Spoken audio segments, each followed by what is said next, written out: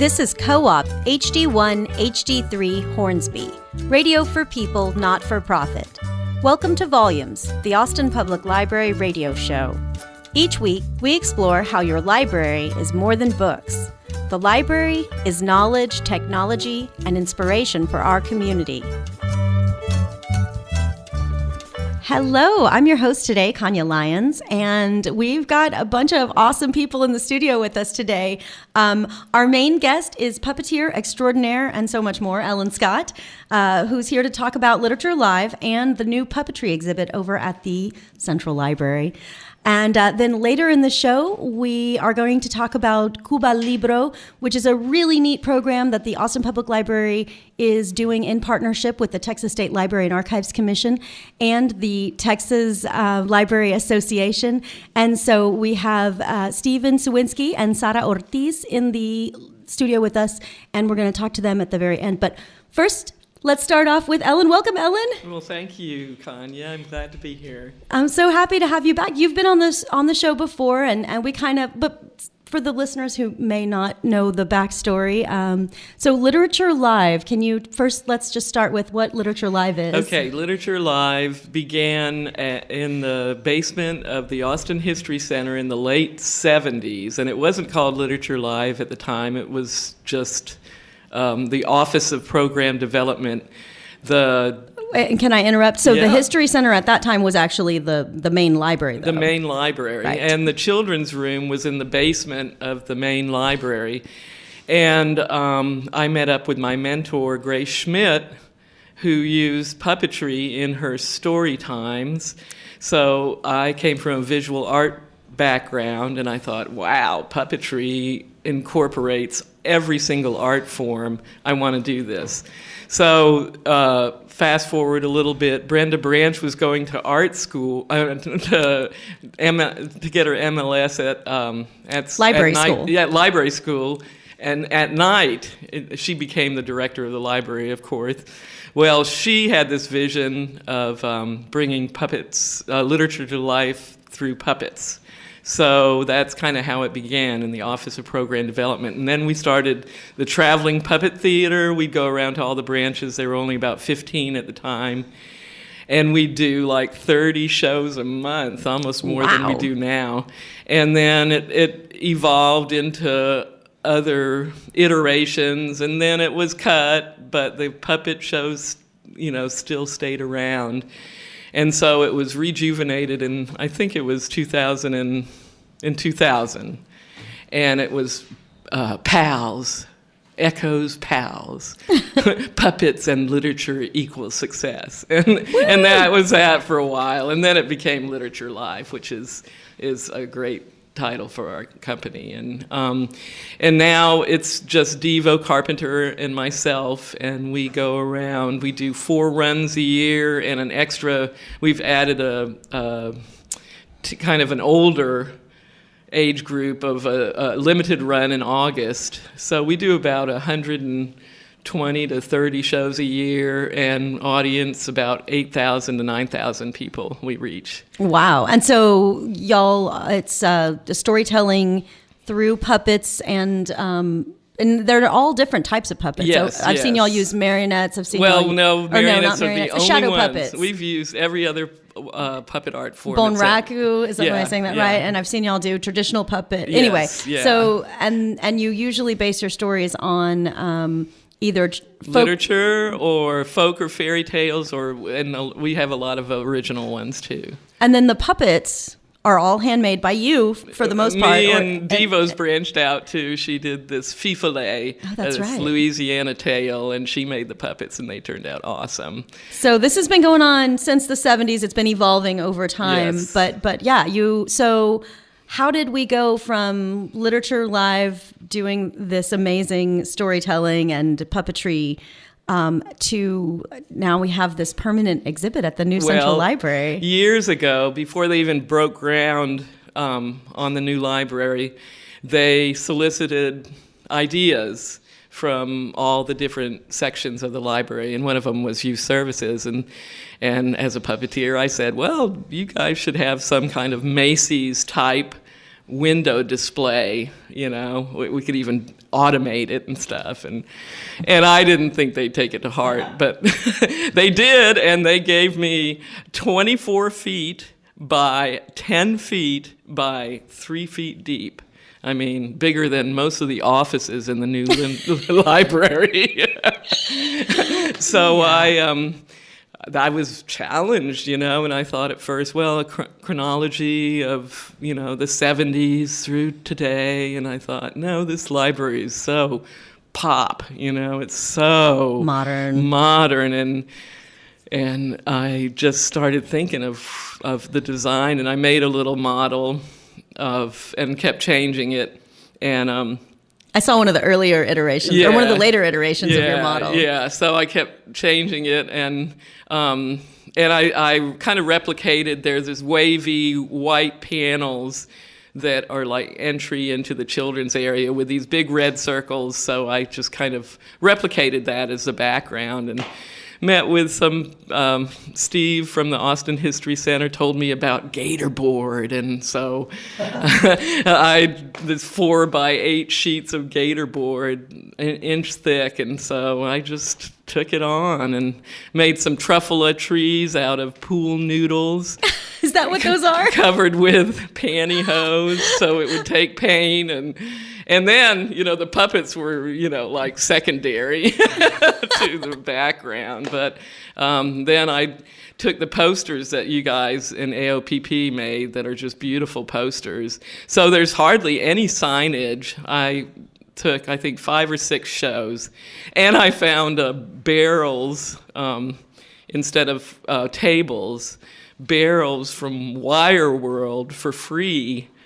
Nice. They have them all the time, and I covered those, and so everything's kind of circular, and I have about 5 or 6 different puppet shows displayed there with the poster that you guys made going along with it. So it's kind of a unique display. It's really eye-popping. It really is. I was just blown away because I saw your little model and I was kind of skeptical, like, is she going to pull this off? I know. And then, but I mean, it's incredible, and it really it really replicates, or kind of is a nice way to represent the existing building. And you even have the grackles in there. Yes. And the clock. The clock. I had your department get me a red vinyl thing that we applied to the back of it as replicate of this incredible cuckoo clock. If you guys haven't seen it, it's amazing. In the whole foyer, it's like 37 feet tall. It's like unbelievable.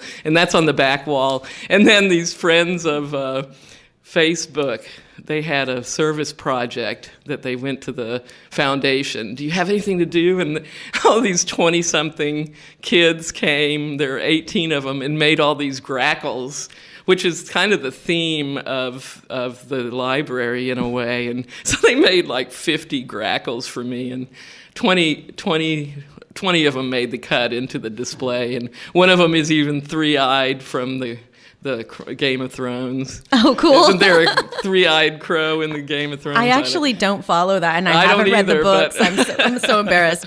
But I actually saw a little kid today with their nose pressed up against the glass, just peering into the display, looking at the puppets, and the mom like, "Oh, let's get your picture." And like, awesome. It's a really neat thing. Thank you, you can see clearly the kids are into it. They're attracted I haven't to been it. there since I haven't been there since it's been open, so I'm anxious to see how it's received. And so you said how many puppets are actually in the display? There's 6 shows represented. 6 shows. And I just took certain ones from each one, and some props or some background. But yeah, it's kind of sparse, but that's how the library is. It's kind of like very sparse and popping. You know?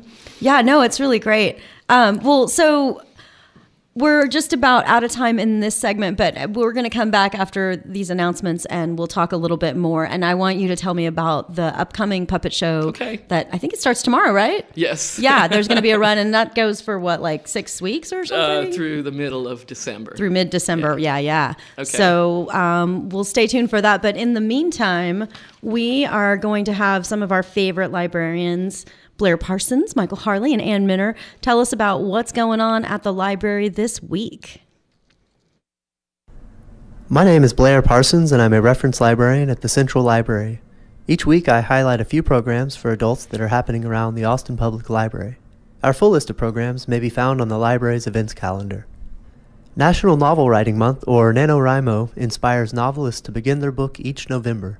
The Central Library will offer NaNoWriMo programs Wednesdays at 6 o'clock throughout November. The first program will be tonight, November 1st at 6 o'clock, and will include local authors discussing their craft and offering advice to aspiring novelists. In partnership with the University of Texas Humanities Institute, the Cepeda Branch Library will host Democracy in Action, Monday, November 6th at 7 o'clock. Democracy in Action provides an opportunity to read and discuss in community.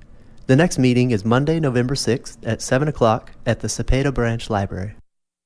Hey there, Austin. Teen Program Specialist Michael Harley from the downtown New Central Library here. Located at 710 West Cesar Chavez in downtown Austin, is finally opening its doors, and teens now have their own area to hang out. Once inside, teens can head to the third floor to find their very own section of the library, packed full of entertainment, including 6 high-powered Alienware gaming computers, over 50 board games, video gaming systems like the PS4 Pro, Xbox One, Nintendo Switch, and the HTC Vive, and of course, our enormous teen book collection. The Teen Lounge will be ready for Just Dance Open Play. Teens can dance together or compete to see who's got the best move. More details for these and additional programs can be found at library.austintexas.gov/events. This is Ann Minner, Managing Librarian at the Old Quarry Branch. Here are some Austin Public Library programs happening for children this week. Our all-ages story times are offered across the city and have unique benefits. For one, families that have kids spanning age ranges will find a spot for everyone in the program. From babies to kindergartners, there's something for everyone. Secondly, having different ages in a program offers diversity and promotes inclusivity. It also creates an interesting social opportunity for kids. Big kids get to see babies, toddlers get to copy big kid behavior, and parents get to see what might be in store. All ages story times are offered throughout the week during the season. Coming up this week, Thursday, November 2nd, at the Windsor Park Branch at 10:15 a.m., the Manchac Branch at 11 a.m., and at the Cepeda Branch at 11 a.m. Tuesday, November 7th, at the Pleasant Hill Branch at 10:15 a.m., and the Carver Branch at 10:15 a.m. Wednesday, November 8th, at the Housen Branch at 10:15 a.m., the University Hills Branch at 11 a.m., and the Willie Mae Kirk Branch at 2 p.m. Details on the many story times and programs offered throughout the season are at library.austintexas.gov. The Financial Literacy Coalition of Central Texas improves our community's prosperity by giving Central Texans the knowledge and skills they need to make good financial decisions. We are a trusted, unbiased, and credible source of personal money handling information. We teach subjects such as budgeting, savings, and maintaining good credit. If you believe that a prosperous community benefits everybody, support the Financial Literacy Coalition by going to our website, www.flcct.org.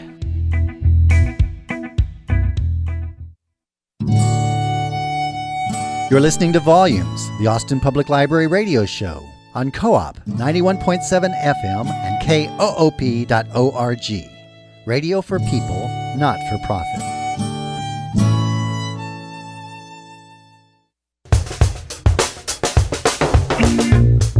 This is Joe, Martha, and Lisa, co-hosts of Writing on the Air. Do you like to read? Do you like to write? We do too, and we love bringing you the best authors and other creative types from Texas and beyond. Listen to Writing on the Air every Wednesday at 6 p.m. Central Time. Voted Best Book Discussion in the Austin Chronicle's 2015 Best of Austin. Wednesday at 6 o'clock p.m.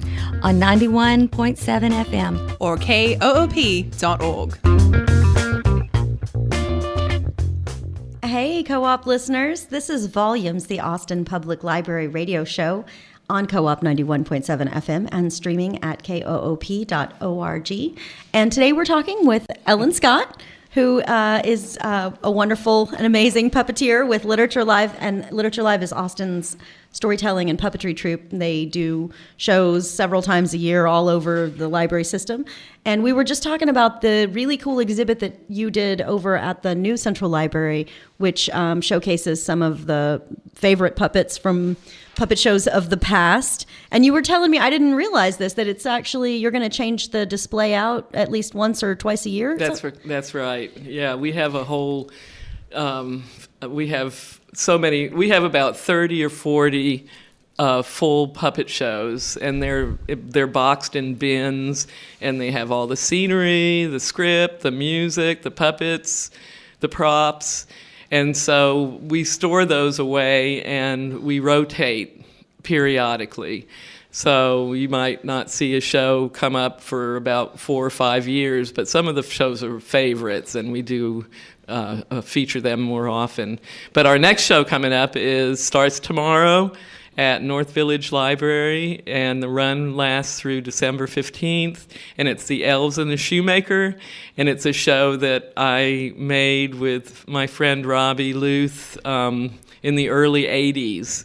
And every time we, and it's nice because for the holiday season, we have 2 really strong shows, one The Elves and the Shoemaker, and one The Nutcracker. And they're both, not religious, they're not, Santa Claus, but they're the spirit of the season. And The Elves is a great little show. And every time we relaunch these shows, like we just finished Stregonona for the jillionth time, and that's also 40 years old.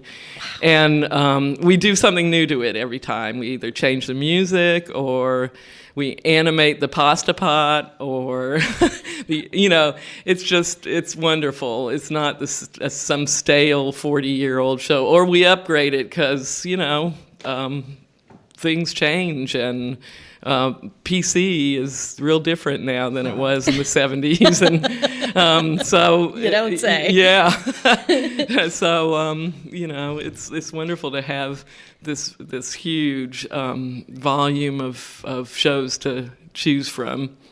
Yeah, no, I'm constantly amazed at the story. So for the people that may not be familiar, you guys will take a puppet show and you go to all the branch libraries, all of the branches, and so that's why it happens over the course of 6 weeks or more, right? Because you're going to, and your audience is what, children 5 and under for this show, or? Well, the audience is all ages, basically. We recommend, so when the babies cry, we can recommend they take them out. But if you bring your babies when they're babies, then they get this theater experience, this live theater experience that children really don't get very much anymore. Yeah. And we've seen that the babies that are brought from the very beginning know how to behave and pay attention, and they, the lights and the music, and we had 2 women that must have been in their 80s yesterday at Stregonona, and they didn't have any children with them. I love it. So, but we have the show that Devo made was this swamp tale with pirates and murder, and so we have this rating system, kind of like the movies, where it was for ages 8 and up. So, it's just a precautionary thing for parents if there's some subject matter that they might be, not. I gotcha. Yeah. But so the Elves is for 5 and up. 5 and up. 5 okay. and up. Because it's a story, it's not just a lot of crazy running around and stuff. It's got a storyline that needs to be followed. So, but it's a great story and a wonderful puppet show. Yeah, it's one of my favorites. I saw it, I guess, a few years back when y'all did it. I don't remember exactly when. It must have been 3 or 4 years. But so what did y'all change about it this time? The elves' action, because Johan and Frida, they're the old couple, and they only have a scrap of bread and a scrap of leather, and then the elves come along, and they come 3 times and each time the elves do a different little choreography. We used to do the same thing each time, but this time, the first time they discover one of them sweeping and they discover the leather. The second time, they know about the leather, so they get to work, but one of them is the trickster, and he brings, a rubber duck and instead of the scissors, and and then the third time a kazoo. We just changed the action ups to make it more interesting. So would I be putting you on the spot if I asked you to do just like a quick little sample?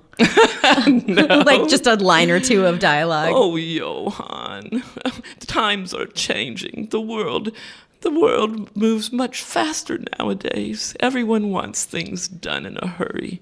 You should hire a young apprentice to help you out. Ooh! Yay! Coming soon to a library near you. And we also do outreach sometimes. We'll do schools that request or festivals, Cool.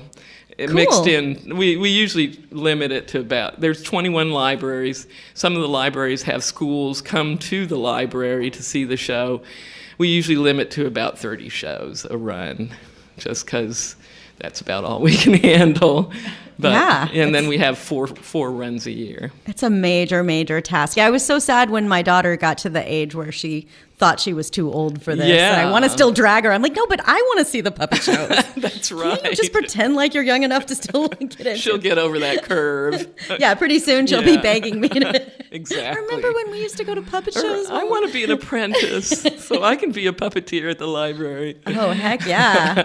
That would be a cool program. Yes. Well, so we're just getting towards the end of, Yes. of our little segment, and we want to have some time to talk about Cuba Libro. Is there anything else that you want to share about this show or about the exhibit or about Literature Live in general? I just wanted to share a story that happened just the other day at Ruiz Library. This woman in the back looked familiar to me, and she had a 1.5-year-old, and she came up afterwards. She said, "Are you Ellen?" And I said, "Yeah." And she said, I recognized her from years ago, and I said, "Iola Halleck." And she is the daughter of Bruce Halleck, who was in the basement of the Austin History Center when Brenda, Bruce Halleck, and I were there in the late 70s. So here she is, full circle, bringing her 1.5 old kid to the library. And she said she has such fond memories of when she was a child. So it's like amazing. It's amazing. Yeah, it really touches people and something that stays with you for the rest of your life. It does. So cool. Yeah, it's wonderful. Okay. Thank you so thanks much for having taking time to come. Yeah. And there's information about the puppet shows and all the things that happen at the library online at library.austintexas.gov/events. Yes, and go see the puppet display. People are encouraged to do that if they like. Thanks, Ellen. So our other topic today, we're going to talk about Cuba Libro, which is a really exciting event that is being put together in partnership with the Texas Library Association and the Texas State Library and Archives Commission. So we've got a couple of folks here. We have Sara Ortiz with the Texas Library Association. Welcome. Hi, thank you for having us. Thanks for coming. And we have Stephen Sawinski, who's with the Texas State Library and Archives Commission. Welcome, Stephen. Hey there, Kanya. Hey. So tell me about this exciting, so it's like a Cuban-American inspired author event? That's right. Cuba Libro is actually part of the Texas Book Festival's Lit Crawl lineup. It happens this Saturday evening all along Cesar Chavez. And our event, Cuba Libro, will feature young People's Poet Laureate Margarita Engel and author and historian Emma Otegi. They're going to be reading from their recent works. We'll also have a couple friends out, Ricardo and Jamie, and they will be treating the audience to a couple dance performances. We'll have a bit of Afro-Cuban dancing, rumba, guaguancó. That promises to be a lot of fun. And of course, we're also partnering with the Austin Public Library. They'll be providing the soundtrack to the event, curated with the library's music musical collection and holdings. Woohoo! So we're celebrating libraries. We're celebrating Cuban American authors. The event starts at 7:30 p.m. on Saturday. It's open to the public. It's family friendly, and details are on txla.org and on the Austin Public Library website. Absolutely. And so this particular event is happening at the Flat Track Coffee, which is at 1619 East Cesar Chavez Street, as you mentioned. And so how did this come about? Like, how were you guys inspired to put together this unique event? At the risk of sounding cheesy, the library was our inspiration. What? No. You guys have so many great tools there available just at our fingertips that we had a great time with y'all last time. We did a wax from the stacks where we had actual library staff come and DJ. And what's hipper than librarian DJs, right? And so y'all have so much great music that it made it really easy for us to tap in and work with your staff there, Diana, to say, what sort of Spanish language music do you have that might go along with our theme? And sure enough, authors, library DJs, and transforming Flat Track into a Cuban cafe for one night only. And are there really going to be muscle cars? Is that... So we found some fantastic footage of Cuba from the 1950s. So we used a site called archive.org where folks have uploaded their home movies of their vacations to Cuba in the 50s. So you'll get to see actual cars on film.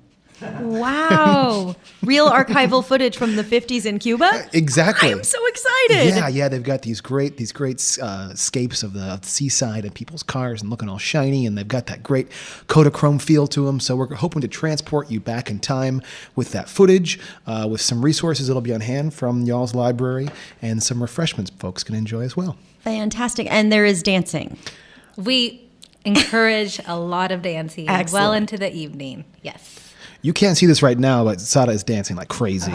She's giving some examples of some moves she'll be pulling out on Saturday. And so you said 7:30, and I thought it was at 7. So if people show up early, is that okay? Yes. I'll fix the event listing. If they show up early, they can help us set up, and we love volunteers, right? Yeah, I'll take as many volunteers. Wonderful. Well, we're getting close to the end. Is there anything else that y'all would like to share about this event or about the Texas Book Festival, Lit Crawl in general, or anything? Well, Lit Crawl is an annual event that happens every Saturday night of the Book Festival. So there will be a lot of events happening concurrently along Cesar Chavez. Some are family friendly, some are not. Ours is. Yay! All right. Certainly, all ages. Wonderful. Well, I'm so glad that you guys took the time to come here and talk about this event. And of course, the library is going to be there, and people will be able to sign up for library cards if they so desire. So we encourage people that are interested to check it out. There are details online at library.austintexas.gov/event. And this is Volumes, the Austin Public Library radio show on Co-op 91.7 FM and koop.org. We want to thank all of you guys for coming here. We had Sara Ortiz, we had Steven Sawinski, and we had Ellen Scott in the studio talking about all great things library. And we want to thank our volunteer, Federico Pacheco, who helps us every week with this radio program and so much more. And of course, DJ Harris, our engineer. And thanks again. Till next week. Thanks for listening to Volumes, the Austin Public Library radio show. Special thanks to our producer, DJ Harris, and to the musicians who composed and performed our original theme song, Andrew Noble on violin, Kirk Duvall on guitar, and Mike Wheat on percussion. And thanks to you, our listeners. Volumes, the Austin Public Library radio show, airs Wednesday afternoons at 2:30 on Co-op 91.7 FM and koop.org. If you catch us mid-show, full episodes and other details can be found at library.austintexas.gov/volumes.